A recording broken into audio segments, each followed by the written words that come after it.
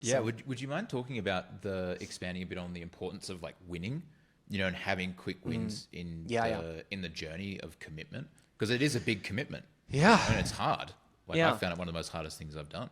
The language learning. Yeah. Well, I think our entire motivation, like what motivates us, what gets you to do ambitious things is this kind of selective reinforcement cycle. And I think motivation is actually really simple. It's hard because sometimes the situation is not amenable to our motivation, but like people make a big deal about a lot of, I'm going to psych myself up. But basically motivation is basically you've been reinforced for doing certain things and it makes you more likely to do them in the future. So I think the behaviorists were right about this, that motivation can be explained simply by reinforcement. And so when you're approaching, let's say, a subject you're studying and you have frustration, those are like punishments. Those are like the rat in the cage getting zapped. And then eventually they stop pressing the lever. And so I think for a lot of people, they give up on learning because you have frustration, and then you stop doing it. Whereas if you have small success, you get more motivated. It becomes more fun to do the thing that you're doing. And so a big part of architecting a successful learning project is trying to design it in a way that, not that you're avoiding difficulty. Don't get me wrong. I think if you're just having fake wins where you're not actually doing the thing that you're doing, it's not helpful either. But kind of navigating it of like, how can I steer this ship so that I'm getting wins early on so that I'm building my motivation.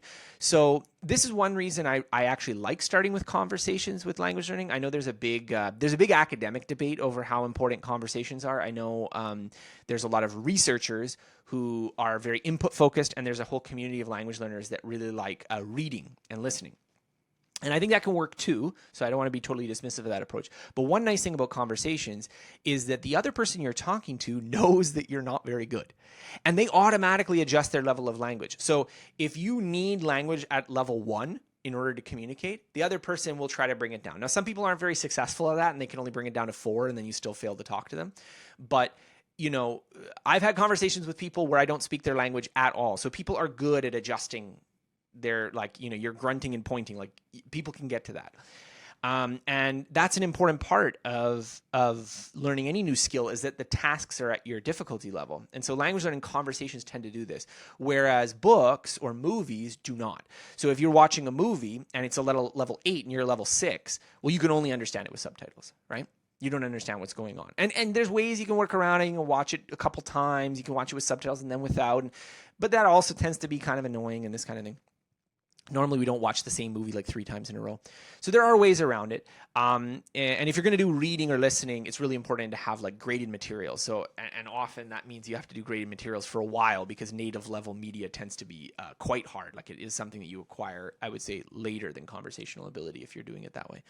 And so that's what I would recommend, is that if you do a conversational approach, it's a little bit easier. So going to like italki, italki.com, that's the one that I usually use, and you can book tutors. They used to have conversation partners. I think they maybe discontinued that feature, but there's other apps that can set you up with partners. So if you don't want to pay for a tutor, you just like 50-50 English in whatever language they want to learn.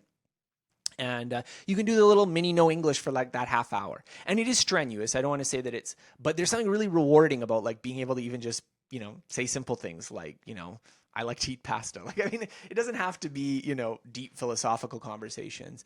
And so I think that gives you that reward. I think there's something really satisfying about being in another country, interacting with someone where you can't speak English or they don't speak English, and like successfully accomplishing a communicative goal.